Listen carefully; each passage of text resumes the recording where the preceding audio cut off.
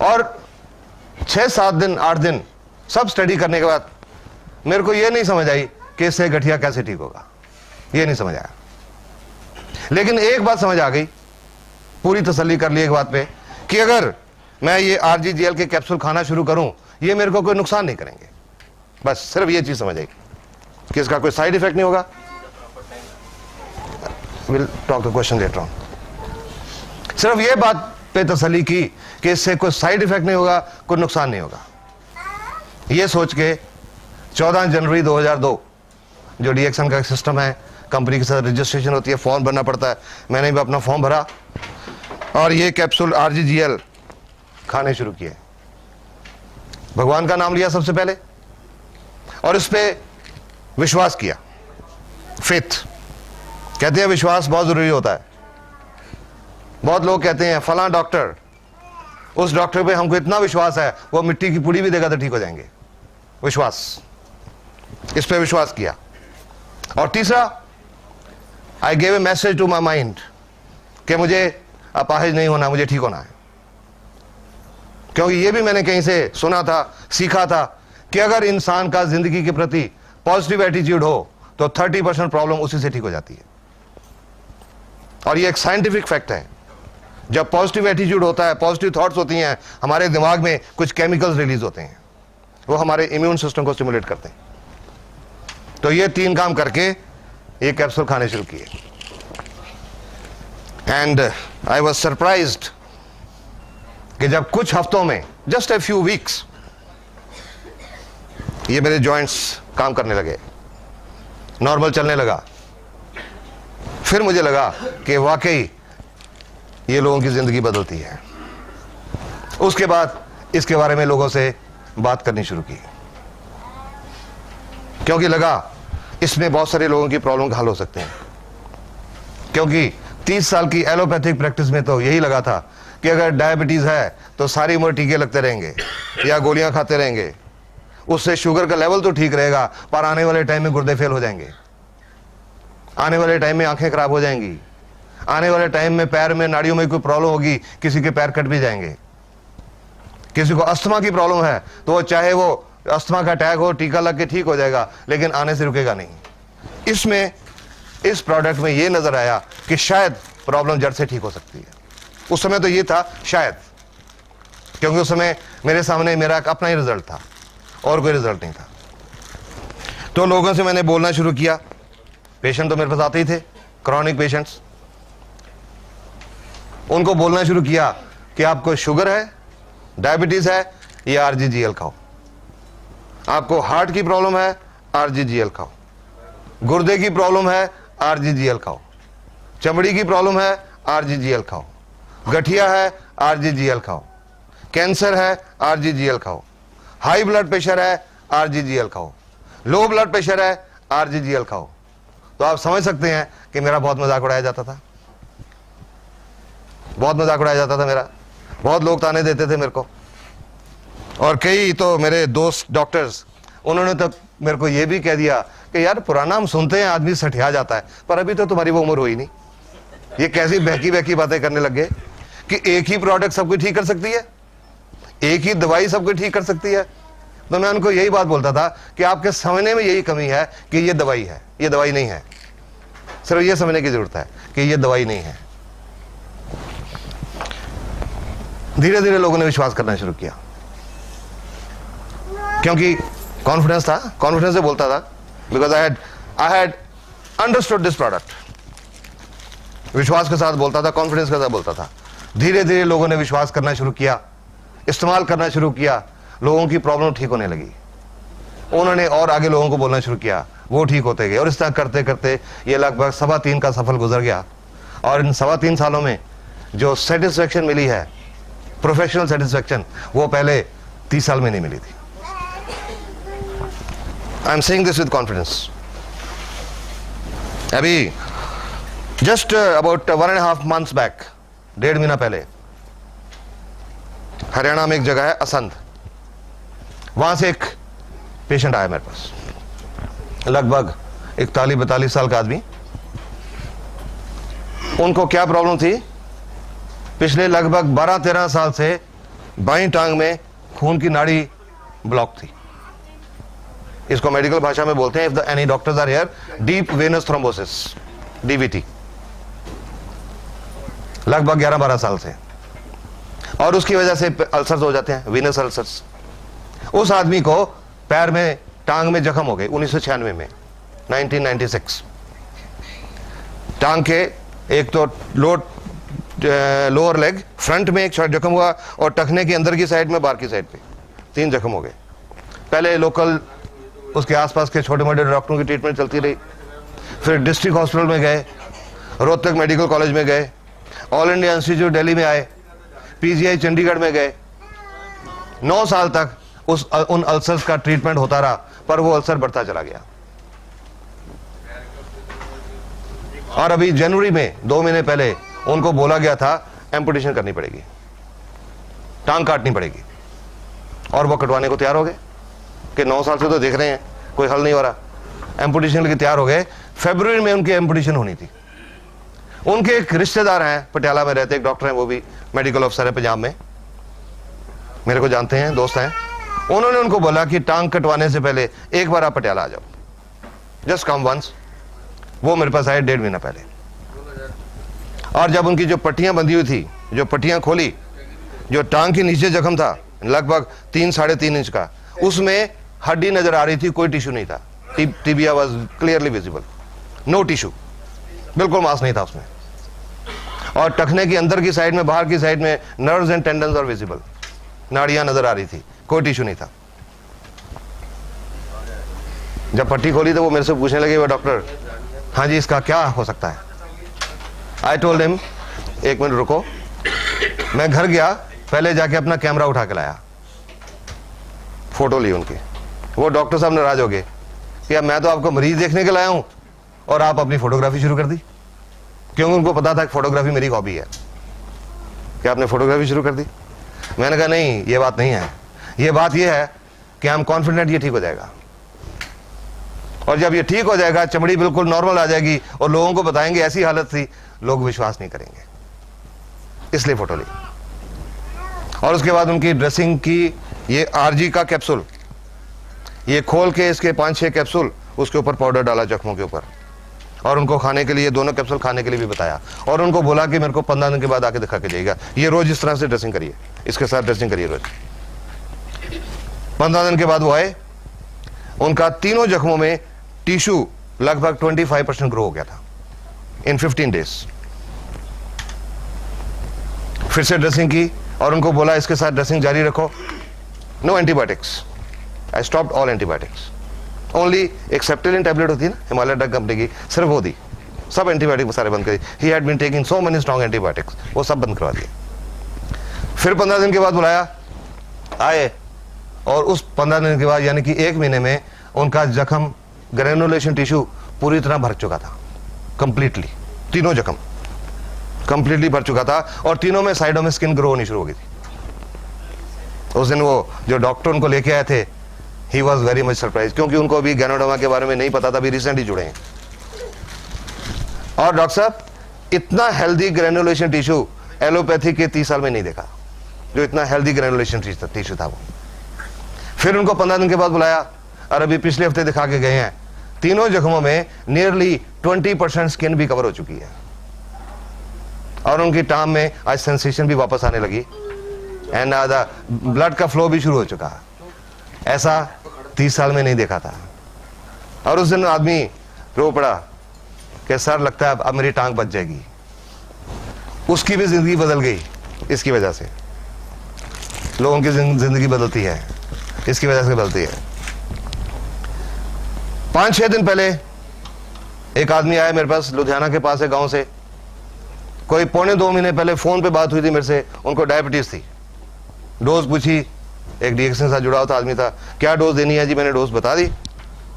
5-6 दिन पहले वो आदमी, बुजुर्ग आदमी है, अराउंड 62-63 साल के, वो आए, जेब से फोटो निकाली, सर मेरी फोटो देखिए। मैंने सोचा, मैंने कहा मैं तो पेशेंट दिखता हूं, मैं फोटो नहीं देखता। नहीं सर ये फोटो देखिए। देखी फोटो, मैंने कहा क्या है इसमें? आप कहते मेरी तरफ देखिए। मैंने चेहरा देखा, फिर से मेरी नजर फोटो पे गई एकदम से। क्या कारण था? उस फोटो में, वो 3 महीने पुरानी फोटो थी, उस फोटो में उनकी एक बाईं आंख बंद थी और अब वो बाईं आंख खुली हुई थी।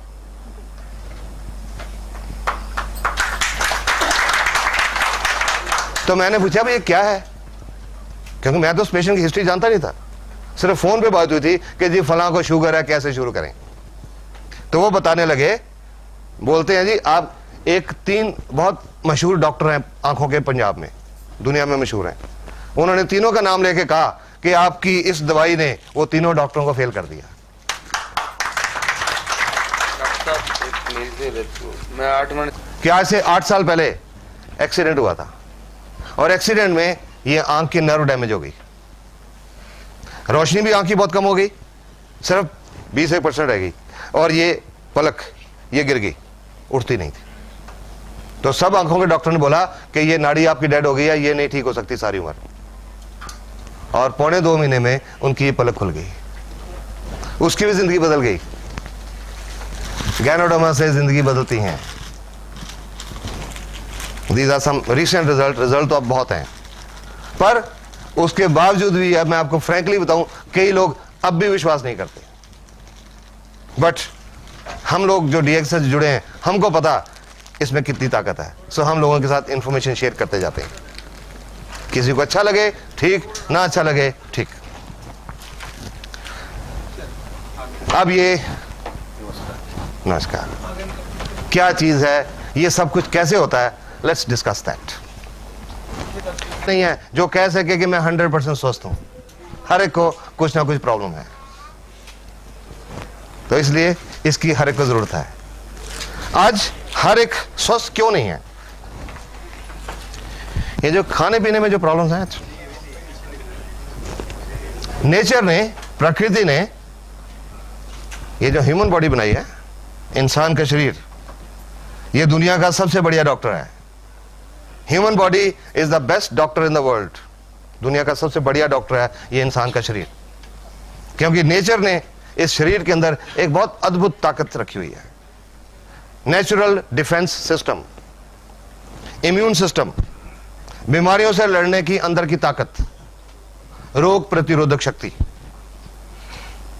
अगर इंसान का इम्यून सिस्टम बिल्कुल ठीक है, पूरी तरह फंक्शनल है, तो और किसी डॉक्टर की जरूरत नहीं पड़ती, कोई बीमारी नहीं आती अंदर।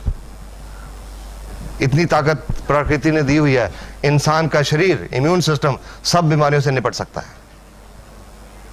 पर आज इम्यून सिस्टम बिगड़ गया, बहुत बिगड़ गया।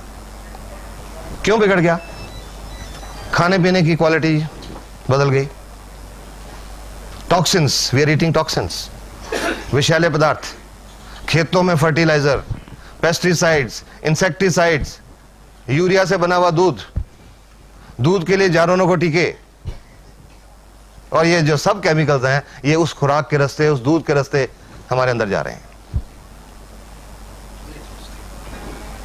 ठीक बात है ना? ये हमारे अंदर जा रहे हैं।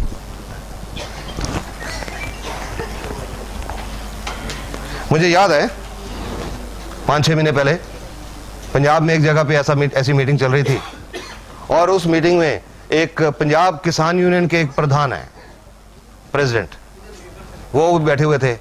अभी मीटिंग शुरू होने में 2-4 मिनट थे, तो वो मेरे साथ बैठे थे। मैंने उनके साथ थोड़ी डिस्कशन करनी शुरू कर दी। मैंने कहा जी आप बुजुर्ग हैं, आप सियासत में भी हैं, पॉलिटिक्स में भी हैं, बहुत आपकी जानकारी बहुत होगी, आप क्या मेरे को बता सकते हैं कि आज बहुत बीमारियां बहुत बढ़ रही हैं, वो क्यों बढ़ रही हैं?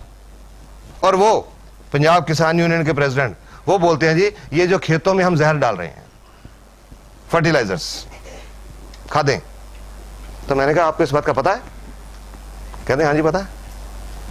तो मैंने कहा आप तो प्रेसिडेंट हो पंजाब किसान यूनियन के, तो इसके बारे में आप कुछ स्टेप्स क्यों नहीं लेते?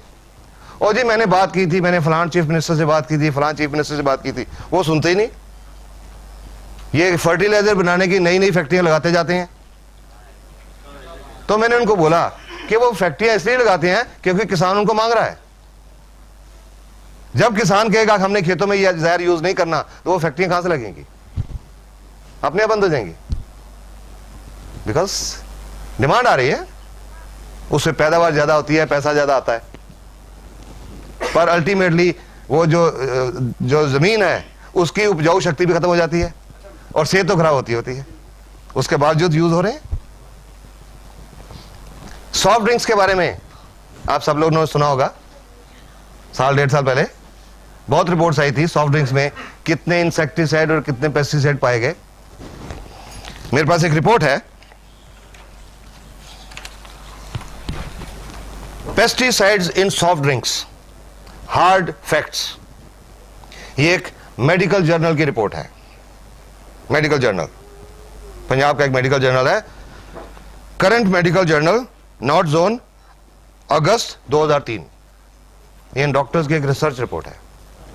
सॉफ्ट ड्रिंक से देखा गया है कि सॉफ्ट ड्रिंक्स इंसान के शरीर को एक तरीके से नहीं, कई तरीकों से हानि पहुंचाते हैं। हमारे शरीर में एक लेवल होता है पीएच लेवल, नॉर्मल होता है 7 पीएच पे हमारा बॉडी ठीक से काम करता है। जब 7 से कम होता है तो एसिडिक होता है, तेजाबी बन जाता है, और 7 से ज्यादा होता है तो अल्कलाइन हो जाता है, क्षारीय है। एवरेज पीएच जो सॉफ्ट ड्रिंक्स की है वो 3.4 है, 3.4। ये इतनी स्ट्रॉन्ग एसिडिटी है कि इससे हड्डियां और दांत इसमें घुल जाते हैं, वो स्ट्रॉन्ग एसिडिटी इतनी स्ट्रॉन्ग है। सॉफ्ट ड्रिंक्स में कोई न्यूट्रिशनल वैल्यू नहीं होती, कोई विटामिन नहीं होते, कोई मिनरल्स नहीं होते, और फिर उसमें जो हम लोग पीते हैं सॉफ्ट ड्रिंक्स को, शेल्फ से उठा के तो पीते नहीं, सबसे ठंडा। जब बाजार से खरीदने भी जाते हैं कि वो जो फ्रीजर में सबसे ठंडा पड़ा हुआ वो देना, ठंडा मतलब कोका कोला वो देना। और इतने कम तापमान पे, some temperature something like 0 degree Celsius के करीब जब हम सॉफ्ट ड्रिंक्स पीते हैं तो उससे हमारे पेट के अंदर जो एंजाइम है वो काम करना छोड़ जाते हैं, डाइजेस्टिव एंजाइम्स काम करना छोड़ जाते हैं, खाना हजम नहीं होता, खाना सड़ने लगता है, फर्मेंटेशन होने लगती है। जब फर्मेंटेशन होने लगती है तो उससे कई बदबूदार गैसेस बनती हैं और कई तरह के टॉक्सिन बनते हैं, विषैले पदार्थ, और वो टॉक्सिन्स हमारे अंतड़ियों में एब्जॉर्ब हो जाते हैं, पूरे खून के रास्ते पूरे शरीर में दौरा करते हैं और अलग अलग अंगों में जाके डिपॉजिट हो जाते हैं, और उससे अलग अलग अंगों की बीमारियां होती हैं। तो ये रिपोर्ट कहती है कि जस्ट इमेजिन एक बच्चे की सॉफ्ट इंटेस्टाइन के ऊपर ये कितना नुकसान पहुंचाते होंगे। जो इसमें इंसेक्टिसाइड और पेस्टिसाइड पाए गए, डीडीटी, लिंडेन, क्लोरोपाइरिफॉस, मेलेथियोन, वो क्या नुकसान पहुंचाते हैं। DDT and it's metabolites nervous system को खराब करता है, नाड़ियों को खराब करता है, और प्रोबेबली शायद कैंसर पैदा करता है, प्रोबेबली कार्सिनोजन। लिंडेन ये एक नाड़ियों को पॉइजन है, लिंडेन, और बच्चे पैदा करने की ताकत को खराब करता है। और ये आज कुछ वर्ल्ड की रिपोर्ट्स हैं कि आज दुनिया भर में इनफर्टिलिटी बढ़ रही है, शायद ये भी कारण है इसका, सॉफ्ट ड्रिंक्स। और लिंडेन से कैंसर होता है, it is a known carcinogen, ये कैंसर पैदा करता है। क्लोरोपाइरिफॉस इट कॉजेज निमोनिया, और मसल पैरालिसिस, मांसपेशियों का लकवा, और अगर सांस की मांसपेशियों का लकवा हो जाए तो डेथ भी हो सकती है, रेस्पिरेटरी फेलियर। मेलेथियोन ये नर्वस सिस्टम को खराब करता है और इसकी हाई एक्सपोजर से रेस्पिरेटरी पैरालिसिस और डेथ हो सकती है। ऑस्ट्रेलिया के डॉक्टर हैं, डॉक्टर रॉस वॉकर, एक कार्डियोलॉजिस्ट हैं, हार्ट स्पेशलिस्ट हैं। उन्होंने लगभग 12 साल सॉफ्ट ड्रिंक्स के ऊपर रिसर्च की कि उसका हमारे शरीर की सेल्स के ऊपर क्या असर हो रहा है। और उनकी 12 साल की रिसर्च की रिपोर्ट थी कि एक प्रॉब्लम होती है, बीमारी होती है जिसको बोलते हैं ऑस्टियोपोरोसिस, हड्डियां खोखली हो जाती हैं, हड्डियों में से कैल्शियम निकल जाता है, हड्डियां खोखली हो जाती हैं। तो उनकी रिपोर्ट के मुताबिक ये जो ऑस्टियोपोरोसिस है नॉर्मली ये औरतों में होती है 50-55 साल की उम्र के बाद, जब उनमें हार्मोनल चेंजेस आते हैं। पर डॉक्टर रॉस वॉकर की रिपोर्ट के मुताबिक आज ये ऑस्टियोपोरोसिस 20, 25, 30 साल की औरतों को ही नहीं, आदमियों को भी हो रहा है। और उनकी रिपोर्ट एक और चीज कहती है कि जो बच्चे रेगुलर तौर पे सॉफ्ट ड्रिंक्स पीते हैं उनका हड्डियां टूटने का रेट 7 गुना ज्यादा बढ़ जाता है उन बच्चों से जो नहीं पीते। और लास्ट में ये डॉक्टर की रिपोर्ट क्या कहती है, उसके बावजूद आजकल सॉफ्ट ड्रिंक्स तो चल रहे हैं। क्यों चल रहे हैं? क्योंकि टीवी के ऊपर ये प्यास है बड़ी, ये दिल मांगे मोर। और लास्ट में ये डॉक्टर्स की रिपोर्ट कहती है you should drink colas only if your दिल मांगे मोर पेस्टिसाइड्स।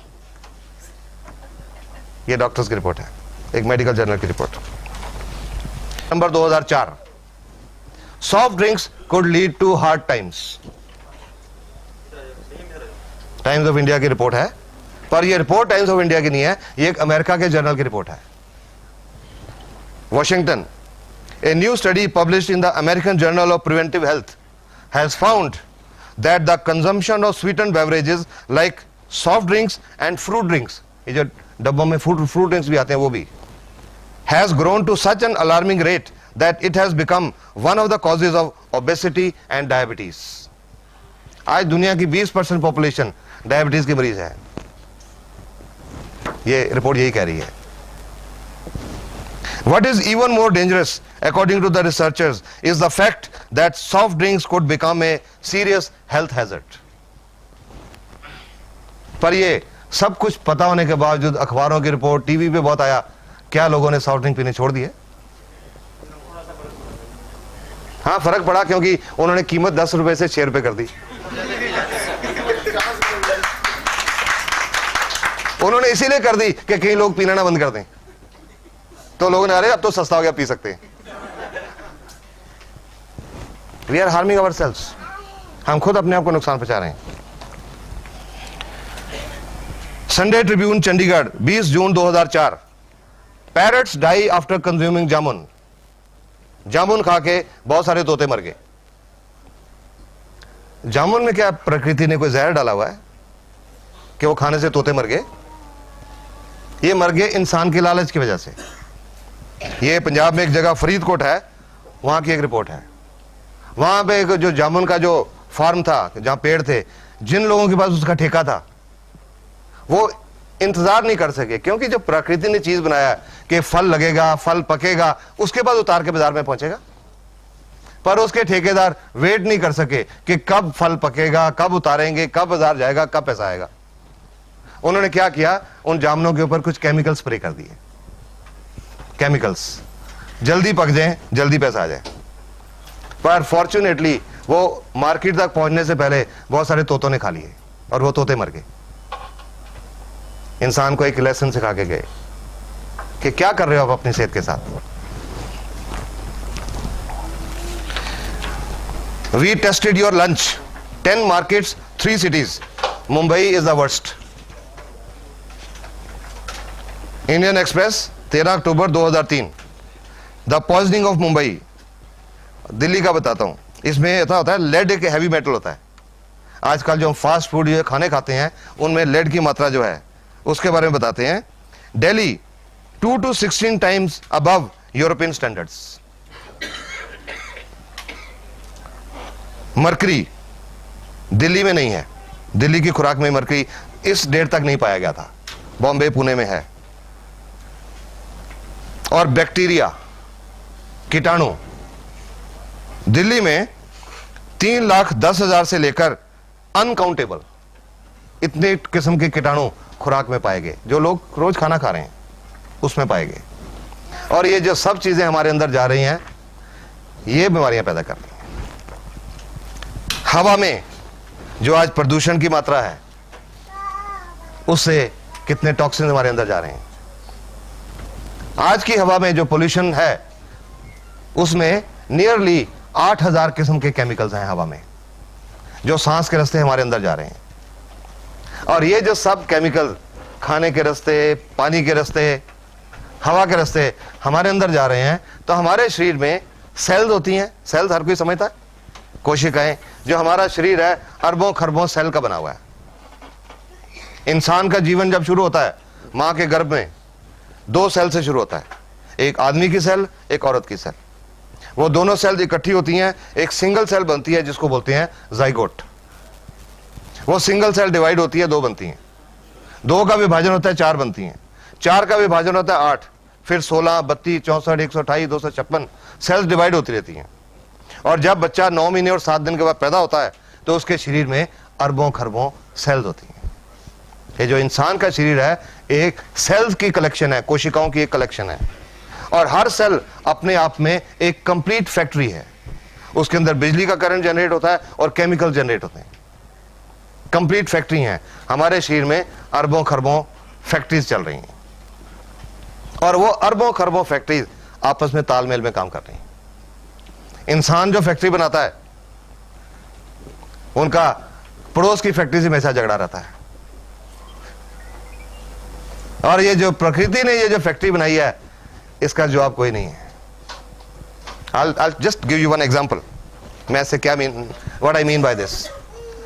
इंसान कोई फैक्ट्री लगाता है, हर फैक्ट्री में पंप हाउसेज होते हैं, पंप लगे होते हैं। और एक उदाहरण लेता हूं, एक फैक्ट्री में 8 पंप हैं, एक टाइम पे 4 पंप चलाए जाते हैं, बाकी 4 को रेस्ट दिया जाता है। ये पंप 3 घंटे चला के इनको बंद करके ये दूसरे पंप चलाए जाते हैं, 3 घंटे ये चला के इनको बंद कर देते हैं, ये चलाए जाते हैं, क्योंकि वो इससे ज्यादा काम नहीं कर सकते 3 घंटे से ज्यादा। नेचर ने, प्रकृति ने हमारे शरीर में भी एक पंप लगाया हुआ है, दिल, हार्ट। गर्भ के 5वें महीने में ये पंप एक्शन शुरू करता है, धड़कना शुरू करता है। बच्चे का जन्म होता है, पंप धड़कता है, हार्ट धड़कता है, एवरेज 1 मिनट में 72 दफा। और एक एवरेज मैं एज लेके चलूं 70 साल, 70 साल तक ये पंप नॉन स्टॉप काम करता है। कभी किसी मैकेनिक की जरूरत नहीं पड़ती, कभी किसी तरह की रिपेयर की जरूरत नहीं पड़ती, नॉन स्टॉप। और ये 70 साल में ये पंप 1 अरब 14 करोड़ 73 लाख और लगभग 54,000 टाइम्स धड़कता है नॉन स्टॉप। ये नेचर का बेस्ट डॉक्टर है। Human body is the best doctor in the world, nature का बनाया हुआ। लेकिन हमने इस शरीर की कदर नहीं की, हमने इसको बिगाड़ लिया। ये जो टॉक्सिन्स हम ले रहे हैं उन सेल्स के अंदर जाके डिपॉजिट हो जाते हैं, और जब सेल के अंदर वो टॉक्सिन जमा हो जाते हैं, वो विषैले पदार्थ जमा हो जाते हैं, तो सेल का बिजली की क्रिया और रासायनिक क्रिया डिस्टर्ब हो जाती है, इम्बैलेंस हो जाता है। और जब वो इम्बैलेंस हो जाता है तो हमारे अंदर बीमारियां आती हैं। जिस अंग की सेल्स डैमेज होती हैं उस अंग की बीमारियां आती हैं। ये जो गैनोडर्मा, ये किसी बीमारी पे काम नहीं करती, ये किसी बीमारी की दवाई नहीं है। अगर आपको किसी ने आज ये बताया ना कि ये बीमारी की दवाई है, गलत बताया। ये किसी बीमारी की दवाई नहीं है, ये एक नेचुरल फूड सप्लीमेंट है, एक नेचुरल मशरूम है जो हमारे शरीर की वो जो अरबों खरबों सेल्स हैं उनके ऊपर काम करता है। Root cause of the disease, not the disease. क्या हो गया? Anybody can tell me? आप मैडम बताएंगे? आप बताएंगे? जनरली 2-3 किस्म की, वो सफेद वाली गोल बटन मशरूम, एक वो छतरी वाली oyster mushroom.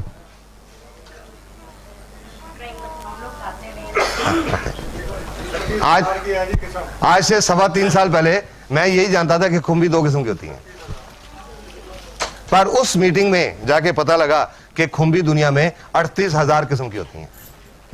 38,000 varieties of mushroom in the world. अभी एक लेटेस्ट आगरा यूनिवर्सिटी की एक रिपोर्ट मिली है मेरे को, agriculture people can tell better. Yes, वो अभी रिपोर्ट पता क्या है। उस रिपोर्ट के मुताबिक खुम्बी दुनिया में 67,000 किस्म की होती हैं, 67,000। उन 67,000 में से या 38,000 में से ये एक किस्म की खुम्बी है, एक मशरूम है, नेचुरल मशरूम। मैंने इसका नाम 7 जनवरी 2002 को जिंदगी में पहली बार सुना था, कुछ नहीं जानता था ये क्या है। आज इसके बारे में बहुत कुछ जान गया, लेकिन इसकी हिस्ट्री नहीं चलता। गैनोडर्मा चीन में इस्तेमाल हो रही है। चीन के वैद्य हकीम ट्रेडिशनल चाइनीज मेडिसिन, TCM बोलते हैं इसको, ट्रेडिशनल चाइनीज मेडिसिन में इसको 5,000 साल से इस्तेमाल किया जा रहा है और लगभग हर बीमारी के उनके पास रिजल्ट है। एक आदमी हुआ चीन में जिसका नाम है शेनडोंग।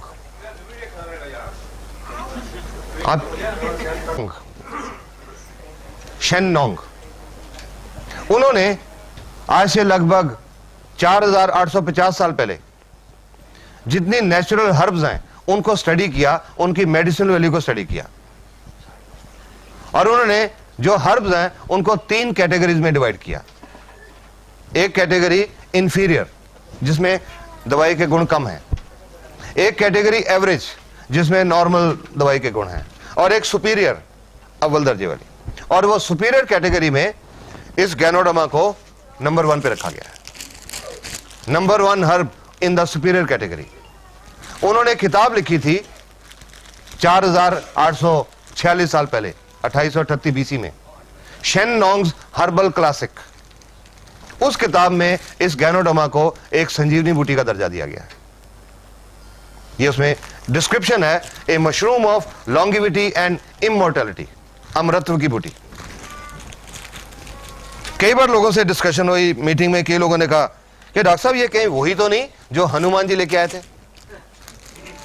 कई बार लोगों ने मेंशन किया, हो सकता है, पॉसिबिलिटी हो सकती है, क्योंकि जब वो हनुमान जी जहां से लाए थे हिंदू कुश पर्वत से, और हिंदू कुश पर्वत जो एरिया है, तिब्बत का एरिया, वहां ये पाई जाती है। हो सकता है यही हो, बट इसका कोई प्रूफ या रिकॉर्ड नहीं है। Could be this.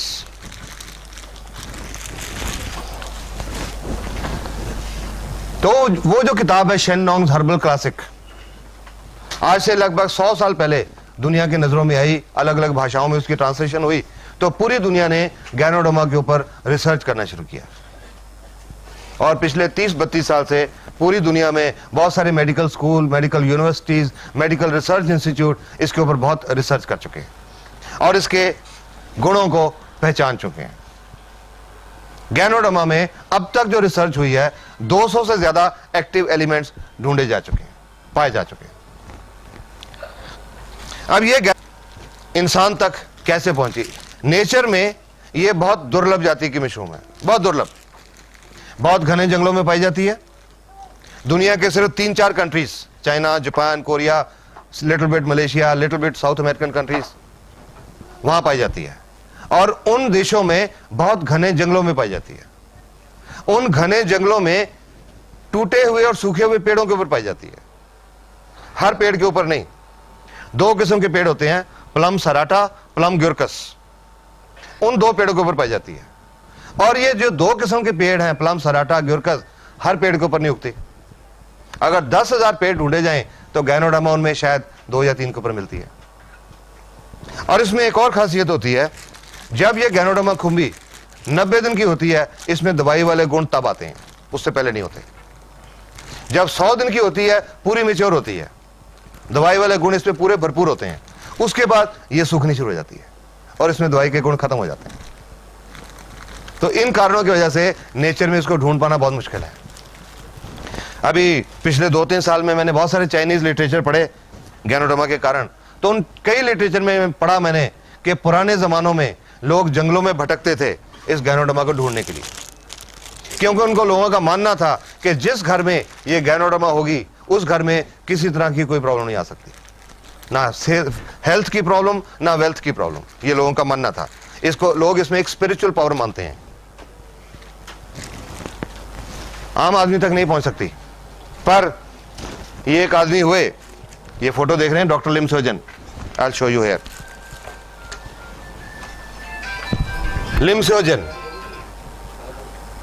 ये चाइनीज मलेशियन है, मलेशिया में रहने वाले हैं, एक खानदानी वैद्यों के परिवार से संबंध रखते हैं। बचपन से इनको कुछ खुम्बी में दिलचस्पी हो गई। जब ये बड़े हुए तो इनके घर वालों ने कहा कि ये वैदगिरी में नहीं पढ़ने वाले, इनका इंटरेस्ट नहीं है। इनको इंजीनियरिंग कॉलेज में डाल दिया इंडिया में, खड़गपुर, IIT खड़गपुर। वहां से इन्होंने सिविल इंजीनियरिंग की डिग्री की, और सिविल इंजीनियरिंग की डिग्री करके जब मलेशिया वापस गए तो इन्होंने भी वो शेन नोंग वाली किताब पढ़ी। मशरूम में उनको इंटरेस्ट था बचपन से। जब उन्होंने गैनोडर्मा के बारे में इतना कुछ पढ़ा तो उन्होंने अपनी जिंदगी का यह मकसद बना लिया और गैनोडर्मा के ऊपर रिसर्च करनी शुरू की। उनकी रिसर्च का विषय था गैनोडर्मा और उसका इंसान के स्वास्थ्य के ऊपर असर। 10.5 साल तक डॉक्टर लिम सोजन रिसर्च करते रहे, और 10.5 साल की रिसर्च के बाद वो डॉक्टर बने, उनको पीएचडी की डिग्री मिली, पीएचडी इन होलिस्टिक मेडिसिन 1997 में PhD in holistic medicine. Further research करते रहे, 2002 में DSc, doctorate of science, DSc in holistic medicine. और अब पिछले 3-4 साल में डॉक्टर लिम को बहुत इंटरनेशनल अवार्ड मिल चुके हैं। 2001 में मिला था मैन ऑफ द मिलेनियम, इस युग का आदमी, कि उन्होंने ये जो गैनोडर्मा को इंसान तक पहुंचाया। डॉक्टर लिम ने क्या किया, ये मलेशिया में ये कंपनी एस्टेब्लिश की, डीएक्सएन, 1993 में ये कंपनी एस्टेब्लिश करके वहां पर इन्होंने गैनोडर्मा की कल्टीवेशन, खेती करनी शुरू की। Purely organic cultivation, no fertiliser, no chemicals, no insecticides, organic cultivation, खेती करनी शुरू की। और जब 100 दिन की हो गई तो इसको काट लिया। ये डीएक्सएन की एक 100 दिन की ये मैच्योर मशरूम है, कंप्लीट मशरूम, ये एक्चुअल मशरूम है। काट लिया, काट के इसका फ्रूट हिस्सा अलग कर लिया, जड़ का हिस्सा अलग कर लिया। इसके अंदर पानी होता है बहुत, इसका पानी सुखाने की उन्होंने एक स्पेशल टेक्निक निकाली, फ्रीज ड्राइंग। आज दुनिया में, क्योंकि गैनोडर्मा के ऊपर बहुत रिसर्च हो चुकी, दुनिया में बहुत सारी कंपनी आज गैनोडर्मा उगा रही हैं, लेकिन जो असर डीएक्सएन की गैनोडर्मा का हो रहा है किसी और का नहीं हो रहा। उसका कारण है जो डॉक्टर लिम की इसको सुखाने की टेक्निक है, freeze drying, freeze drying technique. सुखा लिया, सुखा के ये जो उसका ऊपर का ब्राउन हिस्सा है, ये धागेदार रेशेदार हिस्सा है, फाइब्रस पोर्शन, इसमें मेडिसिनल वैल्यू कम है, इसको निकाल दिया जाता है, सेपरेट कर दिया जाता है। सेपरेट करके ये जो अंदर का पल्प, जो गुदा बच गया, उसको एक माइक्रो पाउडर बना लिया जाता है। इसको अलग से, जड़ वाले हिस्से को अलग से, माइसीलियम अलग से, एक माइक्रो पाउडर बना के इनको कैप्सूल में भर दिया जाता है। ये फ्रूट बॉडी से जो कैप्सूल बना, ये जो ऊपर की फ्रूट बॉडी है, इससे जो कैप्सूल बना, इसका नाम है आरजी या रेशी गैनोडर्मा। इसमें इस फ्रूट बॉडी का पाउडर है। और इसकी जो जड़ से पाउडर बना, गैनोसिलियम, नीले कैप वाली गैनोसिलियम या जीएल। आरजी फ्रूट बॉडी का पाउडर, जीएल जड़ का पाउडर। इन दोनों कैप्सूल्स में गैनोडर्मा के पाउडर के अलावा और कुछ नहीं है, इसमें कुछ नहीं डाला जाता, सिर्फ इसका वो फाइब्रस पोर्शन निकाला जाता है, इसके अंदर और कुछ नहीं डालते। आरजी एंड जीएल दोनों एक ही मशरूम के हिस्से हैं, फ्रूट एंड रूट। तो अलग अलग क्यों रखा गया? दोनों को पीस के एक ही कैप्सूल में क्यों नहीं डाल दिया गया? उसके कुछ कारण हैं जो रिसर्च में पता लगे। एक तो मैंने ये आरजी बताया कि जो पुराने घाव होते हैं उनके ऊपर ये कैप्सूल खोल के इसका पाउडर डाला जाता है। किसी को डायबिटिक गैंग्रीन है, शुगर हो गई, पैर में चोट लग गई, जख्म नहीं ठीक हुआ, गैंग्रीन हो गई, वैसे जख्मों के ऊपर ये पाउडर डाला जाता है। और ये जो जीएल है, इसमें एक चीज होती है ऑर्गेनिक जर्मेनियम। किसी को ब्रेन डिजेनरेशन है, नाड़ियों की डिजेनरेशन है, या स्मरण शक्ति कमजोर है, उसके लिए ये ज्यादा यूज किया जाता है। आरजी एंड जीएल अलग अलग यूजेस होने की वजह से अलग अलग कैप्सूल रखे गए, लेकिन जनरली दोनों को मिला के इकट्ठा ही खाया जाता है। चल नहीं होता रहने तो मैं मार्कर यूज कर लेता हूं, इकट्ठा ही खाया जाता है। इसको बोलते हैं, एक आरजी और एक जीएल मिला के हम बोलते हैं एक जोड़ा, 1 पेयर। जो हम लोगों को इसको खाने का तरीका बताते हैं कि आपने 1 पेयर खाना है या 2 पेयर खाने हैं या 4 खाने हैं, वी टेल इन पेयर्स। अब एक ही चीज, एक ही मशरूम जो दवाई नहीं है, सारी बीमारियां कैसे ठीक कर सकती है? This is an important thing. आ जाएगा थोड़ा आगे, थोड़ा सा आगे।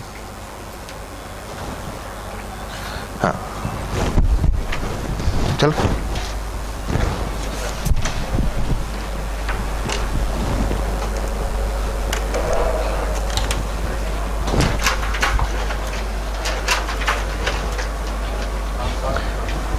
It works at the cell level, जो तो मैंने आपको बताया, Ganoderma works at the cell level.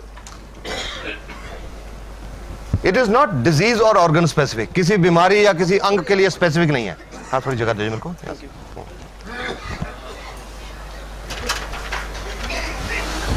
अब क्या काम करती है और कैसे काम करती है?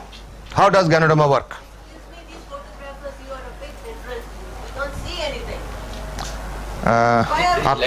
आप ऐसा करो, इसका पाउडर रिलीज होता है, वो पाउडर खून में मिक्स होता है और खून के द्वारा पूरे बॉडी में सर्कुलेट करता है, घूमता है।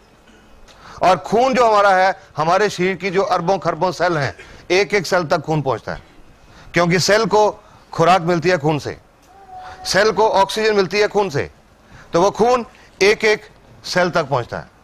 उस खून में गैनोडर्मा भी मिली हुई है, गैनोडर्मा भी एक एक सेल तक पहुंचती है और वो सेल के अंदर जाके गैनोडर्मा अपना काम करना शुरू करती है। 5 स्टेप्स हैं इसके काम करने के। सबसे पहला इसका असर शुरू होता है स्कैनिंग। ये शरीर में जाके ढूंढना शुरू करती है, स्कैनिंग करने शुरू करती है बॉडी की।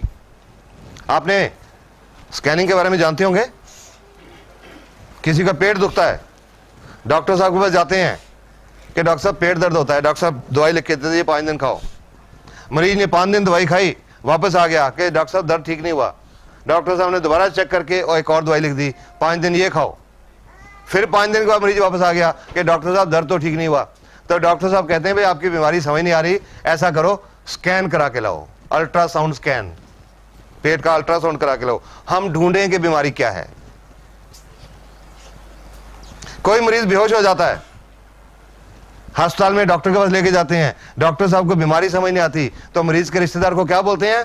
स्कैन, सीटी स्कैन, दिमाग का स्कैन करा के लाओ, हम ढूंढें बीमारी क्या है। स्कैन का मतलब ढूंढना। गैनोडर्मा ये शुरू करती है, हमारे शरीर में जाके डॉक्टर का काम करना शुरू करती है, ढूंढना शुरू करती है क्या? वो सेल्स जो डैमेज्ड हैं। क्यों डैमेज्ड हैं? उनके अंदर हम जो टॉक्सिन खा पी रहे हैं वो जमा हो गए और उसकी वजह से उनका जो बिजली और रासायनिक क्रिया डिस्टर्ब होगी। उन सेल्स को गैनोडर्मा ढूंढना शुरू करती है। 1 दिन से लेकर 30 दिन तक इसका रेंज है काम करने का, स्कैनिंग का। ज्यादा सेल्स खराब होंगी, ज्यादा दिन लगेंगे, कम सेल डैमेज होगी, जल्दी स्कैनिंग हो जाएगी। 1 दिन से लेकर 30 दिन तक। आप 2 दिन लगे या 4 दिन लगे या 10 या 15 या 20, गैनोडर्मा ने ढूंढ लिया ये सेल खराब है, ये खराब है, ये खराब है, ये खराब है, ये खराब है, ये खराब है। गैनोडर्मा ने सारी सेल ढूंढ ली, आइडेंटिफाई कर ली। अब गैनोडर्मा को नहीं पता कि वो सेल लिवर की है या फेफड़े की है या दिल की है या गुर्दे की है या दिमाग की है या चमड़ी की है या आंख की या नाक की, किस ऑर्गन की सेल है ये गैनोडर्मा को नहीं पता। गैनोडर्मा ने तो सिर्फ वो सेल्स ढूंढी हैं जो खराब है और फिर उन सेल के ऊपर गैनोडर्मा काम करना शुरू करती है, उनकी सफाई, क्लींसिंग। ये लाइट बंद कर दो, पीछे स्विच होगा। हाँ, उन सेल की सफाई या डिटॉक्सिफिकेशन, उन सेल के अंदर जो टॉक्सिन्स हैं, जो विषैले पदार्थ हैं, उनको सेल से बाहर निकालना शुरू करती है, कोशिकाओं में से बाहर निकालना शुरू करती है और कोशिकाओं में से बाहर निकाल के हमारे शरीर से बाहर निकालना शुरू करती है। शरीर से बाहर कैसे निकालती है? जो प्राकृतिक रास्ते हैं निकलने के, पेशाब के रास्ते या पसीने के रास्ते या बलगम के रास्ते या नाक के नजले के रास्ते या आंख में आंसुओं के रास्ते या उल्टी के रास्ते या दस्त के रास्ते या कोई चमड़ी पे फोड़े फुंसी होने के रास्ते, जो नेचुरल रास्ते हैं, उन रास्तों से ये टॉक्सिन शरीर से बाहर निकलना शुरू करते हैं। डिटॉक्सिफिकेशन का पीरियड है 1 सप्ताह से लेकर 30 सप्ताह तक, 1 week to 30 weeks. This is understandable कि जितना कचरा अंदर ज्यादा इकट्ठा हुआ होगा, सफाई करने में उतना ज्यादा टाइम लगेगा। हम घरों में भी तो देखते हैं, घर की रोज सफाई करते हैं तो आधे पौने घंटे में पूरा घर साफ हो जाता है, पर अगर 1 साल घर बंद करके कहीं घूमने चले जाएं और 1 साल के बाद आए तो आधे पौने घंटे में सफाई नहीं होती, 15-20 दिन लग जाते हैं, क्योंकि कचरा ज्यादा इकट्ठा हो गया 1 साल का। सिमिलरली हमारे शरीर में जितना कचरा ज्यादा इकट्ठा हुआ है, जितने टॉक्सिन ज्यादा हैं, टॉक्सिन लोड जितना बॉडी पे ज्यादा है, उतना ज्यादा टाइम लगेगा। इस दौरान जब डिटॉक्सिफिकेशन चल रही है, शरीर के अंदर कुछ चेंजेस आते हैं, कुछ तब्दीलियां आती हैं। ये एक बहुत इंपॉर्टेंट चीज है समझने की, understand it very well.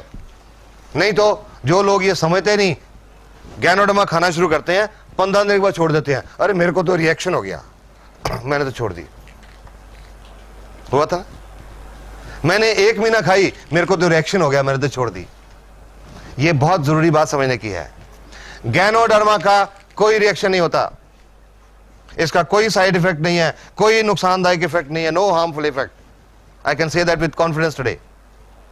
But thank you. But during detoxification, जब सेल की सफाई चल रही है तो शरीर में कुछ सिम्टम्स आते हैं, कुछ लक्षण आते हैं, उनको हम बोलते हैं एलिमेंट रिफ्लेक्शन। Element reflection.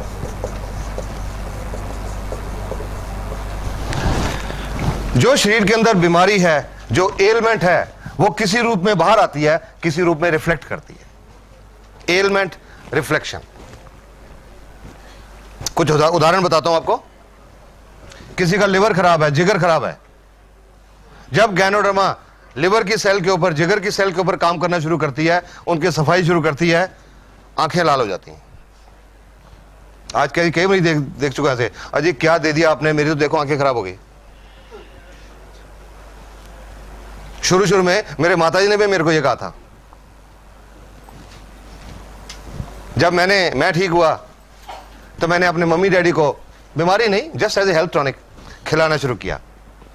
वो खिलाने के लगभग 20-22 दिन के बाद एक दिन मेरे माताजी ने सुबह मेरे को उठा दिया 6 बजे, ये देख मेरे को क्या दे दिया, तेरी दवाई ने आंखें खराब कर दी, रिएक्शन कर दिया, तेरी दवाई ने क्या दे दिया मेरे को आंखों के डॉक्टर के पास लेके चला। आज देखा मैंने, आंखें बहुत लाल थी, दे वर फायरी रेड, बहुत लाल थी। अब आंखें लाल क्यों है मुझे पता था, गैनोडर्मा के बाद आंखें लाल क्यों होती हैं, something wrong with the liver. फिर मैंने अपनी माताजी की पुरानी हिस्ट्री सोची सारी, 30-32 साल की। 30-32 साल से मेरे माताजी को पेट में थोड़ा दर्द रहता था और कॉन्स्टिपेशन, कब्ज रहती थी। बड़े अल्ट्रासाउंड, बड़े एक्सरे, बड़ी दवाइयां, बड़े मेडिकल स्पेशलिस्ट, ये प्रॉब्लम हल नहीं हुई। तो मैंने माताजी को कहा कि डॉक्टर्स आपकी बीमारी नहीं पहचान सके, आज गैनोडर्मा ने पहचान ली। Your liver is not working. कोई आंखों के डॉक्टर के पास नहीं जाना, कोई दवाई नहीं डालनी, सिर्फ पानी पियो ज्यादा, ताकि डिटॉक्सिफिकेशन जल्दी हो जाए। चुप करके बैठ गए और उसके 10-12 दिन के बाद उनकी आंखों की लाली हट गई और उसके बाद जब तक वो रहे उनको कॉन्स्टिपेशन और पेट की प्रॉब्लम नहीं रही। This is how ganoderma works. किसी को गुर्दे की तकलीफ है, किडनी फेलियर है, जब गैनोडर्मा गुर्दे की सेल पे काम करे तो कानों में भारीपन महसूस होता है, लगता है जैसे कान बंद हो रहे हैं। किसी को अधरंग, पैरालिसिस या लकवा है, जब गैनोडर्मा नाड़ियों की सेल के ऊपर, नर्व सेल के ऊपर काम करे तो वो लक्के वाली जगह पे दर्द होनी शुरू हो जाती है। किसी को दमा की प्रॉब्लम है, जब गैनोडर्मा फेफड़े की सेल को साफ करती है, उस मरीज को कुछ उल्टियां आती हैं और कुछ दिन के लिए बलगम निकलती है। किसी को दिल की बीमारी है, हार्ट की आर्टरीज ब्लॉक्ड हैं, नाड़ियां बंद हैं, जब गैनोडर्मा उनको साफ करना शुरू करती है, चेहरे के ऊपर सेक निकलता महसूस होता है, गर्मी महसूस होती है, कईयों का चेहरा लाल भी हो जाता है। किसी का ब्लड प्रेशर ज्यादा रहता है, हाई ब्लड प्रेशर, उनको सिर के पिछले हिस्से में ऊपर दर्द होता है। जिनका ब्लड प्रेशर कम रहता है उनका सिर के पिछले हिस्से नीचे दर्द होता है। जिनको सर्वाइकल स्पॉन्डिलोसिस की प्रॉब्लम है उनको चक्कर महसूस होते हैं। जिनको माइग्रेन, आधा सिर दुखता है, उनका दर्द थोड़ा सा ज्यादा होता है। जिनको जोड़ों का दर्द है, गठिया है, दर्द थोड़ा ज्यादा होता है। जिनको बवासीर की प्रॉब्लम है उनको खून आता है मोशन के साथ। जिनको शुगर की प्रॉब्लम है, शुगर का लेवल थोड़ा सा बढ़ता है, नथिंग टू वरी, थोड़ा सा बढ़ता है, ज्यादा नहीं। और अगर शुगर वालों के किसी के अंदर के ऑर्गन भी डैमेज है, किडनी फेलियर है, आंखों की प्रॉब्लम है या कुछ और है, उनके ये कलाई के ऊपर, रिस्ट के ऊपर या टखने, एंकल के ऊपर सूजन भी आती है। All these are positive science. ये सब पॉजिटिव साइन है। इसका मतलब है गैनोडर्मा ने बीमारी पहचान ली और काम करना शुरू कर दिया। लगभग महीना 1.5 महीना पहले मेरे को एक औरत का फोन आया। लगभग 4 महीने पहले उनकी कुछ प्रॉब्लम थी जो अल्ट्रासाउंड में भी शो हो रही थी। गुर्दे में एक 36 mm की एक रसौली थी, सिस्ट, एक गुर्दे में। उनकी ओवरी, अंडकोश, उसमें एक 3 सेंटीमीटर की एक सिस्ट थी और उनके यूट्रस में, बच्चादानी में एक 8 mm का फाइब्रॉइड था, रसौली। उन्होंने उसके लिए गैनोडर्मा की ट्रीटमेंट शुरू की और ये शुरू करने के लगभग 2-2.5 महीने के बाद एक दिन मेरे को उनका फोन आया, और डॉक्टर साहब आपकी दवाई ने तो गड़बड़ कर दी। मैं कहा जी कौन सी दवाई? मैंने तो कोई दवाई दी नहीं आपको। वो जी वो जो आपके कैप्सूल हैं। मैं जी दवाई नहीं है, वो टॉनिक है। अच्छा जो भी है, उसने गड़बड़ कर दी। मैंने कहा क्या हुआ? जी कल मेरे को बहुत दस्त लगे शाम को, और आज सुबह खून भी आया साथ में। मैंने रात को भी नहीं खाई, सुबह भी नहीं खाई, खराब कर दिया इसने। मैंने तो उनको एक ही क्वेश्चन पूछा कि आपको कोई पुरानी बवासीर की शिकायत तो नहीं है? वो तो जी 10 साल से है। मैं कहा गैरोडर्मा वही दिखा रही है कि आपके अंदर वो भी है, इसके लिए कुछ नहीं करना, 1-2 दिन में ठीक हो जाएगा। उसके बाद फोन नहीं आया। उसके बाद लगभग 1 महीने के बाद वो औरत अपना फरवरी के महीने का अल्ट्रासाउंड करा के लाए। पहला सितंबर का था, फरवरी का अल्ट्रासाउंड। उस अल्ट्रासाउंड रिपोर्ट के मुताबिक जो ओवरी में सिस्ट थी वो अब नहीं थी, जो यूट्रस में फाइब्रॉइड था वो अब नहीं था, और गुर्दे में जो 36 mm की सिस्ट थी वो अब 20 mm रह गई थी। About 3.5 months। तो मैंने उनसे पूछा कि जी आपने उस दिन फोन करके मेरे को कहा था, आप घबरा गए थे, तो आपने उसके बाद मेरे को बताया नहीं। कहते जी आपने बताया था 1-2 दिन में बंद हो जाएगा, दूसरे दिन बंद हो गया, कुछ नहीं करने की जरूरत पड़ी। And now she is so happy. So ganoderma दिखाती है कुछ अंदर, आपके पूरा स्कैनिंग करके एक पहले लिस्ट बनाती है कि आपके अंदर ये है, ये है, ये है, ये है, सारी बीमारियां ढूंढ के बताती है, और वो किसी रूप में बताती है एलमेंट रिफ्लेक्शन। इसका जो एलमेंट रिफ्लेक्शन का जो पीरियड है, एवरेज पीरियड 1 सप्ताह से लेकर 3 सप्ताह तक है, 1 week to 3 weeks। ये एक एवरेज पीरियड है। किसी को कम भी होता है, किसी को ज्यादा भी होता है, पर एवरेज 1 सप्ताह से 3 सप्ताह तक। ज्यादा खास तौर पे उनको होता है जिन लोगों ने स्टीरॉयड बहुत खाए होते हैं। Steroids, Wysolone, dexamethasone, betamethasone. कोई आप लोग जानते हैं स्टीरॉयड क्या होता है? बहुत बहुत हार्मफुल चीज होती है, बहुत नुकसानदायक चीज होती है, और आज की दुनिया में लोगों ने बहुत खाए होते हैं अनजाने में। जानबूझ के नहीं खाते, अनजाने में। कैसे? एक आदमी को जोड़ दुखते हैं 20 साल से, एक एग्जांपल ले रहा हूं, जोड़ दुखते हैं 20 साल से, हर डॉक्टर को दिखा लिया, हर अस्पताल को दिखा दिया, और उन्होंने कहा जी आपका ये गठिया है, ठीक नहीं हो सकता। बैठ के घर में एक अच्छा दोस्त उनका आया, अरे मेरे को पता लगा फलां जगह के पे एक वैद्य है, देसी पुड़ियां देता है, उससे बहुत लोग ठीक हो गए। तो आदमी जाता है उनके साथ, वो वैद्य जी देख के ये लो जी महीने की पुड़ियां ले जाओ। वो 2 दिन पुड़ियां खाते हैं, दर्द बिल्कुल ठीक हो जाता है। वैद्य जी की बल्ले बल्ले हो जाती है, ढिंडोरा पिट जा रहे, बहुत बढ़िया वैद्य है। 30 दिन वो पुड़ियां खाई, बिल्कुल ठीक रहे, कोई प्रॉब्लम नहीं। उसके बाद छोड़ दी पुड़ियां, और 72 घंटे के बाद, 3 दिन के बाद दर्द पहले से ज्यादा बढ़ गया।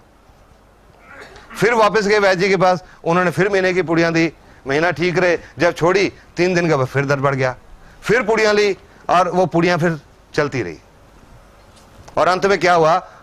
वो बात होती है कि मैं कंबल छोड़ना चाहता हूं, कंबल मुझे नहीं छोड़ता। वो शरीर को लग जाती हैं, उनमें स्टीरॉयड्स होते हैं, शरीर को लग जाए उसके बिना फिर शरीर चलता नहीं।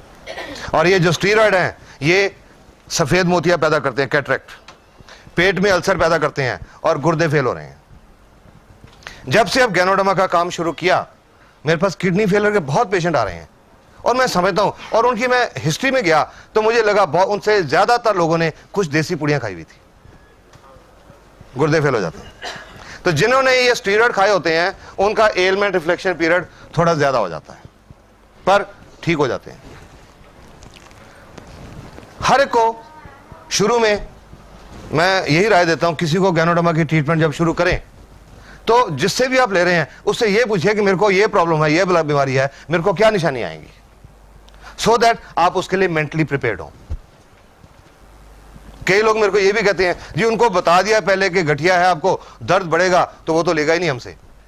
तो मैंने कहा वो बेटर है, बता के आपने बता दिया कि दर्द बढ़ेगा, ये अच्छी निशानी है, वो कहे मैंने नहीं लेनी, वो बेटर है, इसकी बजाय कि आप उसको नहीं बताओ, 15-20 दिन का दर्द बहुत ज्यादा हो जाए तो वो आपको भी ब्लेम करे और गैनोडर्मा को भी ब्लेम करे कि इसने तो खराब कर दिया। इट इज बेटर कि पहले से बताओ। तो मैं हर एक को बताता हूं। एक औरत आई थी मेरे पास लगभग 1.5 साल पहले, गठिया था 5-6 साल से, देसी पुड़ियां खा रही थी बहुत देर से, 2-3 साल से देसी पुड़ियां चल रही थी। तो मैंने उनको बोला था आपका ये जो एलमेंट रिफ्लेक्शन है, दर्द बढ़ेगा, बाकियों के मुकाबले में ज्यादा बढ़ेगा, ज्यादा देर तक रहेगा। आप इसको टॉलरेट करेंगे तब शुरू करिए। वो जब औरत आई थी, चल के आई थी, लाठी लेके चल रही थी, मुश्किल से चल रही थी, साथ में 2 आदमी उनके रिश्तेदार साइड में चल रहे थे कि अगर कहीं पैर फिसल जाए तो उनको संभाल लें। चल के आई थी, बता दिया एलमेट रिफ्लेक्शन, ठीक है जी कोई बात नहीं मैं सोऊंगी। 22-23 दिन के बाद वो औरत दोबारा से वापस आई। इस बार वो 2 आदमी उनको उठा के लाए थे। घबरा गए ना सुन के? उठा के लाए थे। पिछली बार तो चल के आई थी, अब उठा के लाए थे। नॉर्मली ऐसा पेशेंट डॉक्टर को आके क्या बोलेगा? और डॉक्टर साहब पहले तो मैं चल लेती थी, आपने ये कह दे दिया तो मैं चलने से रहेगी। नॉर्मली पेशेंट यही कहेगा। पर उसको बताया हुआ था, जब मेरे एग्जामिनेशन टेबल पे लिटाया तो औरत पता क्या बोलती है? कहते हैं डॉक्टर साहब इसका मतलब इसका असर शुरू हो गया। क्योंकि पता था उनको असर शुरू हो गया। मैंने उनको एक बात बोली, आपका ये जो पॉजिटिव एटीट्यूड है आप जल्दी ठीक हो जाओगे। और उसके 1.5 महीने के बाद वो कनाडा की फ्लाइट लेके गई। और अब कनाडा से उनको देख के और उनको कनाडा में चलते फिरते देख के कुछ लोग पटियाला पहुंचे, उनको चलते फिरते देख के। She is a mobile model, she is a walking publicity for Ganoderma. DXN को कोई टीवी के ऊपर इश्तेहार देने की जरूरत नहीं पड़ती, अखबारों में इश्तेहार देने की जरूरत नहीं पड़ती, चलते फिरते लोग ही एडवर्टाइजमेंट है। सॉरी, ये इंपॉर्टेंट चीज है समझना। एलमेट रिफ्लेक्शन, इससे घबराना नहीं है, it's a good sign. Ganoderma has started working. इस दौरान जैसे मैंने जोड़ों की दर्द बताया, अगर दर्द ज्यादा हो गया कोई पेन किलर खा सकते हैं, नो प्रॉब्लम। उसको कम करने के लिए कोई पेन किलर ले सकते हैं। शुगर की प्रॉब्लम है, लेवल नॉर्मली तो 10-15% बढ़ता है, पर अगर किसी का एवरेज 1-2% लोगों का, किसी का ज्यादा भी बढ़ गया तो अगर इंसुलिन के 20 यूनिट लग रहे हैं कुछ दिनों के लिए 25 कर दें, नो प्रॉब्लम। दमे की प्रॉब्लम है, जब बलगम निकलेगी, अगर कहीं सांस की प्रॉब्लम ज्यादा आ जाए तो डेरिफ्लिन का टीका लगवाना पड़े, लगवा लें, नो प्रॉब्लम। पंप लेना पड़े, ले लें, no problem. But RGGL should be continued, क्योंकि ये काम कर रही है, ये बंद नहीं करी। टेम्परेरी मेजर कोई ले सकते हैं, बट इसको काम करने दीजिए, इट इज वर्किंग। जब सारी सेल साफ हो जाती हैं, एलमेट रिफ्लेक्शन खत्म हो जाते हैं, तीसरा काम शुरू होता है। उसके बाद तीसरा काम शुरू होता है गैनोडर्मा का, रेगुलेशन। सेल के अंदर जो बिजली की क्रिया और जो रासायनिक क्रिया डिस्टर्ब्ड है उसको गैनोडर्मा बैलेंस करती है। जो सेल ओवर एक्टिविटी कर रही हैं उनको कम करती है, जो अंडर एक्टिविटी कर रही हैं उनको एक्टिवेट करती है। It balances the body cells, bio electric and biochemical function. और जब उनका फंक्शन बैलेंस हो जाता है, जो बॉडी की सेल्स हैं वो नॉर्मल काम करने लग जाती हैं।